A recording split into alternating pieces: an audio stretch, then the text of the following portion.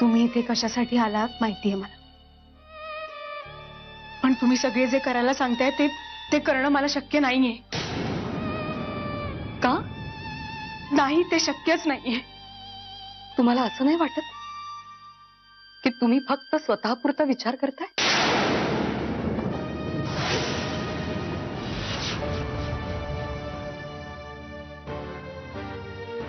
मला माफ करा मंजुषा वहिनी,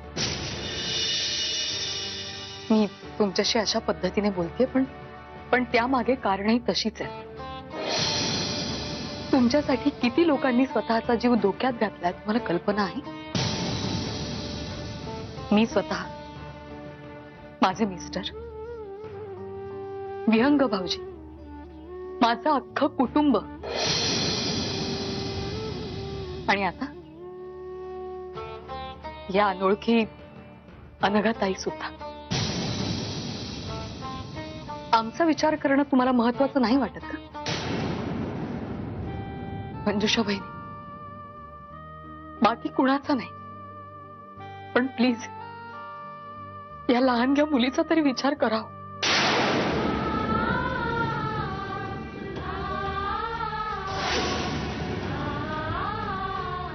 जोपर्यंत दादा होळकर नावाचा माणूस मोकाट फिरतोय ना,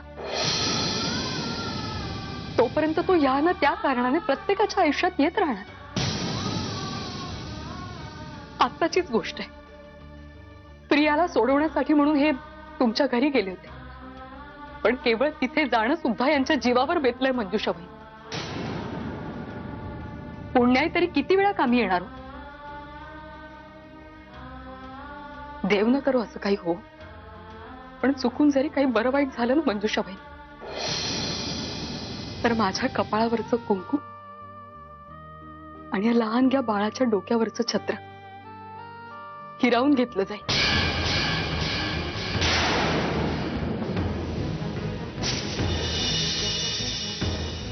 हेच हवंय ना तुम्हाला? नाही मंजिरी वहिनी, अहो असं कसं वाटेल मला? पण जी लढाई तुम्ही मला लढायला सांगताय, त्या लढाईत केवळ शस्त्र उचलण्याचं बळ सुद्धा उरलं नाहीये माझ्यात. इतका छळ केलाय त्या सैतानाने माझा.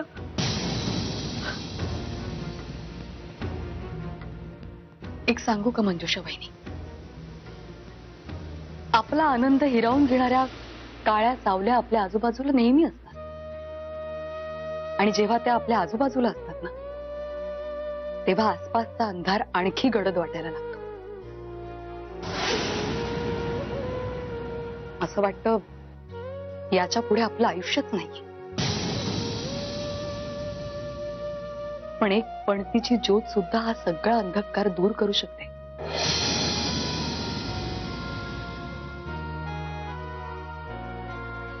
स्वतःच्या अनुभवावरून सांगते तुम्हाला. माझ्या आयुष्यात अनेक संकट आली आहेत, येत आहेत, पण या लहानशा मुलीकडे बघितलं की माझी सगळी भीती दूर पळून जाते, आणि मग बळ मिळतं मला लढण्यासाठी, जगण्यासाठी.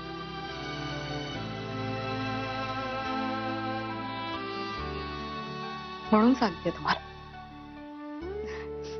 एकदा हातात घेऊन तर बघा नाही. हं, घ्या सावकाश.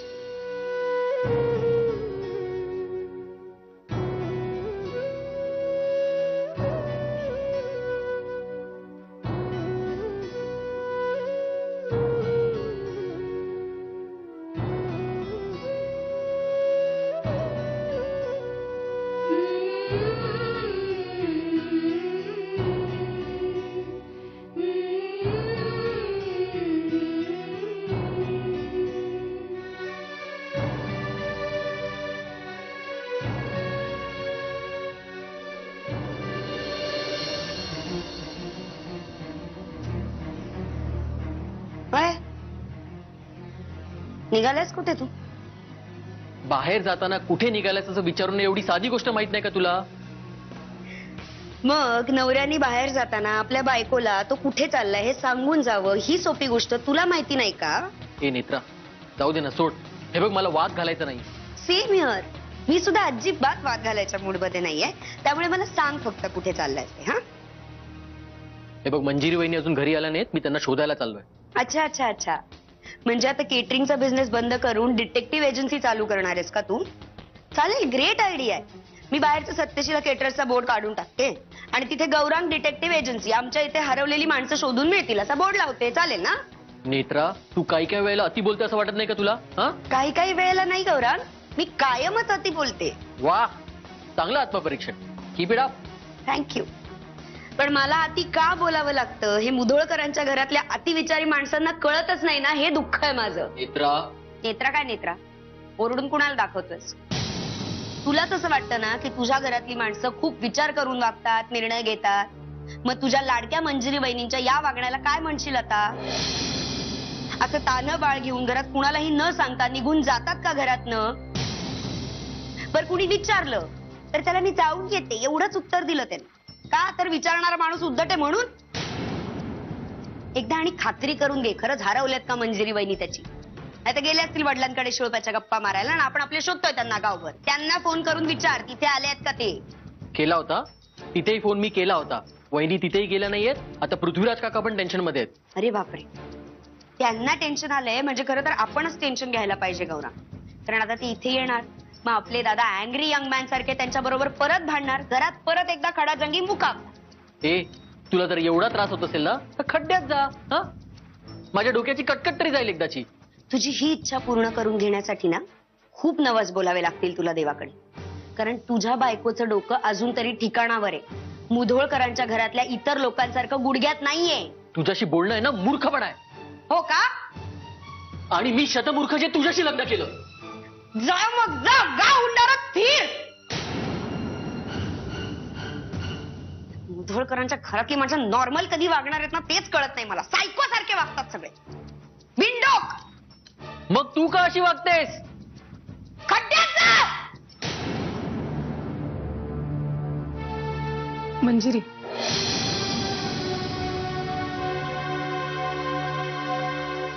तू आज पहिल्यांदाच घरी आलीस बाळाला घेऊन. निदान साखर तरी.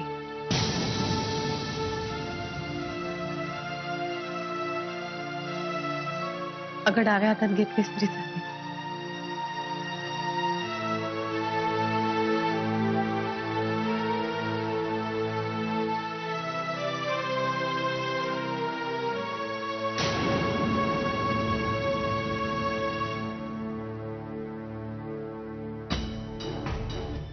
मंजिरी,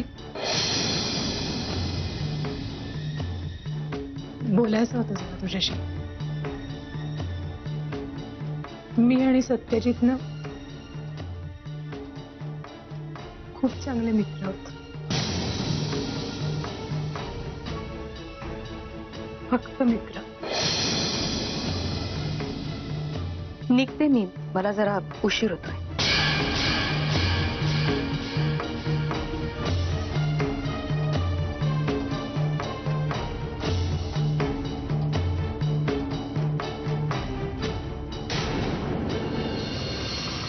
कधी आहे 13वा मुधोळकरचा? त्या सत्यजित मुधोळकरचा 13वा कधी आहे? त्याच्यात 13व्याचं जेवण करायला जायचं, मला भरपूर खायचंय. त्याचा जवळचा मित्र, फ्रेंड, फिलॉसॉफर अँड गाईड. कधी आहे त्या सत्यजित मुधोळकरचा 13वा? जाऊ आपण. इतका जवळचा मित्र आणि त्याचं 13व्याचं जेवण जेवायला जायचं नाही, काय म्हणतील लोक? आपण दोघंही जाऊ, भरपूर जेवू आणि येताना बांधून घेऊन येऊ तांबडे बाबासाठी, त्यांनाही बरं वाटेल. मालक, थोडी गडबड झाली. अपेक्षितच होतं. बोला. Wherever you are, mistakes are there are. बोला. तो मुधोळकर वाचला.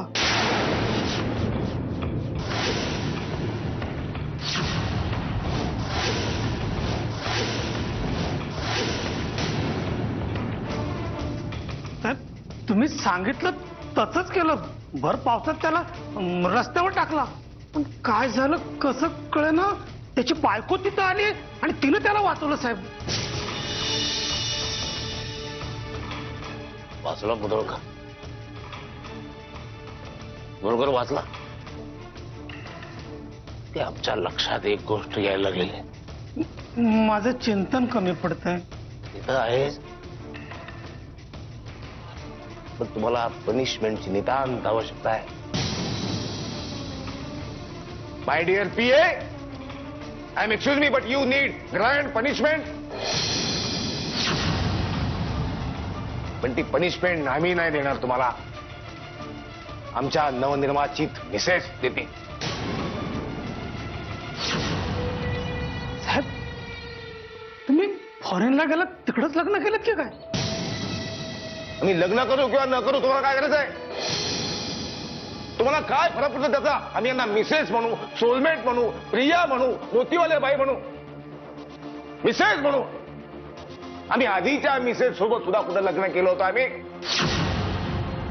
पण तरी पण आम्ही त्यांना मिसेस म्हणायचो की नाही? माय डिअर मिसेस, अशीच आम्ही त्यांना हाक मारायचो. हे रूढी परंपराची फुटकळ बंधनं आमच्यासाठी नसतात, ती सामान्य माणसासाठी असतात. आलं लक्षात? Now punishment time will begin. तुम्हाला तांबडे बाबाचं चिंतन गीत येतं? तुम्हाला तांबडे बाबाचं चिंतन गीत येतं? तुम्ही ते मनोभावे म्हणायचं आणि यू डिअर संके त्याच्यावर दीड पायावर नृत्य करायचं. तुम्हाला मजा आली पाहिजे, पण आम्हाला काळी मात्र आनंद मिळता कामा नये. क्लिअर? 1 2 3 स्टार्ट. तुम्हारी शरण में तांबड़े बाबा, मेरे बाबा, तांबड़े बाबा,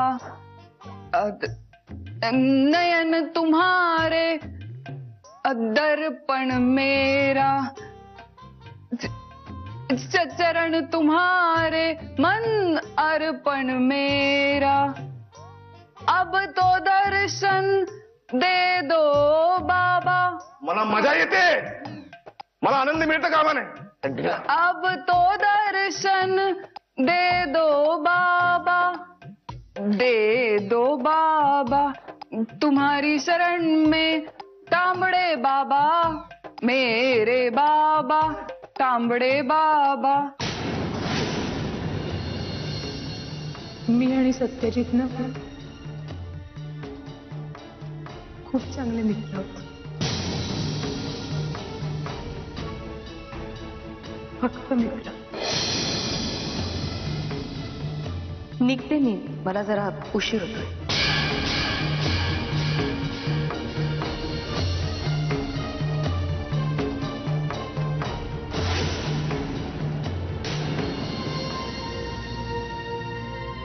अनघाताई,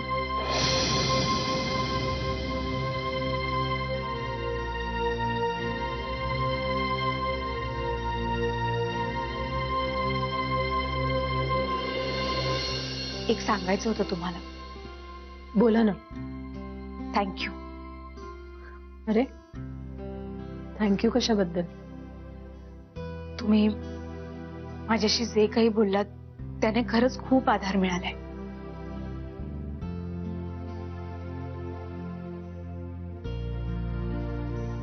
इट्स माय प्लेजर. मंजिरी वहिनी सुद्धा त्याच विषयावर बोलायला आल्या होत्या, जो विषय काल सत्यजित दादांनी काढला.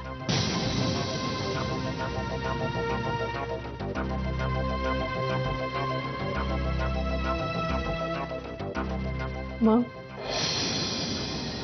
काय निर्णय घेतला तुम्ही? तोच सांगायला आले तुम्हाला. मी साक्ष द्यायला तयार आहे.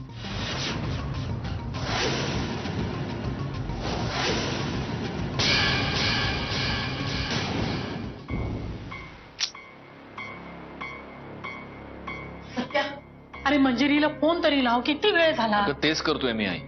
लावत राहा ना सारखा. घे, कट करते ती फोन माझा. ही बाई ना सुखानं जगू नाही देणार मला. मी मरेन ना तेव्हा चैन पाडेल तिला. अगं मंजिरी कुठे गेली होतीस? मी अनघा राजेंच्या घरी गेले होते.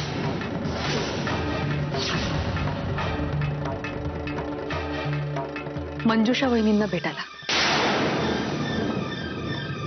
आणि पिल्लू एकटीच होती, रडली असती म्हणून मग मी तिलाही सोबत घेऊन गेले. आई मी हिला पाळण्यात ठेवू? मी नंतर दृष्ट काढते तिची. आणि हो, मंजुषा वहिनी दादा विरुद्ध कोर्टात साक्ष द्यायला तयार झाले.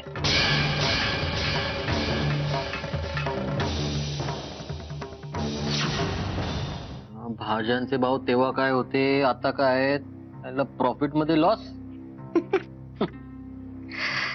फॉर चेंज काम करतोय हे बघून ना बरं वाटतं. काय ना, तुझ्यासाठीच चाललंय सगळं. हो, क्या बात आहे. फक्त माझ्यासाठी जरी करत असशील ना तरी जरा आवरून सवरून नीट नेटकेपणाने काम कर. ए थांब थांब, अजिबात हात लावू नकोस. हात लावू नकोस काय? पसारा घालून ठेवतोस, नंतर आवरायला मला लागतो. तो दिवसभर घरातली कामं करून आधीच पिट्ट्या पडलाय माझा. दिवसभर त्या पिल्लूचं आपलं टॅ टॅ टॅ टॅ चालूच असत. लंगोट बदला, दुपटी बदला. काय निसर्ग आणि परमेश्वर तुझ्या मनाप्रमाणे चालले असते ना तर परिस्थिती काही वेगळीच असते. गोलमाल है भाई, सब गोलमाल है. हे काय उकरून उकरून भांडण काढतोस का माझ्याशी? हा, तुला पटतच नाही का मी काही बोललेलं कधी? कारण तू पटण्यासारखं कधी काही बोलतच नाहीस. आता काय चुकीचं बोलले होते मी? हा, प्रेमाने बोलणं तर सोड, धड सुद्धा बोलत नाहीस माझ्याशी. एनिवेज, मी भांडायला नाही आलीये तुझ्याशी. मी तुला विचारायला आले होते की आज संध्याकाळी आपण सिनेमाला जाऊयात का? काय सिनेमा? अगं घरात काय चाललंय, इथे परिस्थिती काय आणि तुला सिनेमाला जायचंय? तुझं शॉक लागल्यासारखा का बोलतोस तू? काय चुकीचं बोलले मी? आणि तसंही तुला असं वाटतच ना की मला घराबद्दल, घरातल्या माणसांबद्दल काहीही वाटत नाही. तसं तर तसं.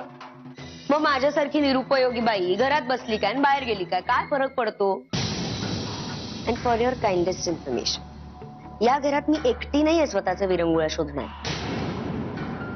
बाकी सगळे सुद्धा स्वतःचा टाइमपास शोधतच असतात. तर सत्यजित दादांचंच बघ ना. का रे रात्री अपरात्री उठून जात असतील ते अनघा राजेंकडे? नेत्रा, ओरडू नकोस माझ्यावर. जे खरं आहे ते खरं आहे. कितीही झाकलं तरी लपणार नाहीये ना ते. तुला यायचं नाही ना सिनेमाला, येऊ नकोस. उगाच घरातली कारणं देऊ नकोस मला, कळलं ना? आणि त्या प्रियाचं काय घेऊन बसलायस तू? जिथे जाईल तिथे सुखात राहील. तुला काय माहितीये ग प्रियाबद्दल? हा, त्या होळकर बरोबर ती सुखात असेल? हा, अशी कितीची ओळखतेस तू प्रियाला? नाही, आणि तुला प्रियाबद्दल नक्की काय माहितीये आज मलाही कळू दे. काय माहितीये तुला नेत्रा? आम्हालाही कळू दे.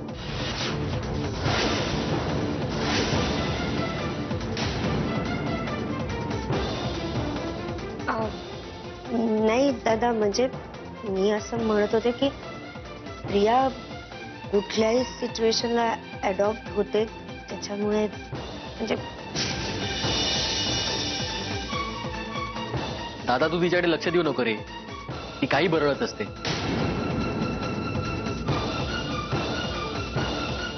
तू सांग ना, काही काम होतं? गौरांग, आज तू घरीच आहेस ना? माझी एक मीटिंग होती पण ती होऊ शकते कॅन्सल. का रे? नाही, मग घरीच थांब, कारण मला जरा अनघाकडे जायचं. का? नाही म्हणजे काही काम होतं का? मंजुषाताईंशी बोलायचंय. त्या फायनली दादा विरुद्ध कोर्टात साक्ष द्यायला तयार झाल्या. मला त्यांना ताबडतोब जाऊन भेटलं पाहिजे, तेव्हा तू प्लीज घरीच थांब. हो, अरे तू जा बिंदास, मी आहे घरात. हो, आणि मी पण आहे. आम्ही दोघंही आहोत.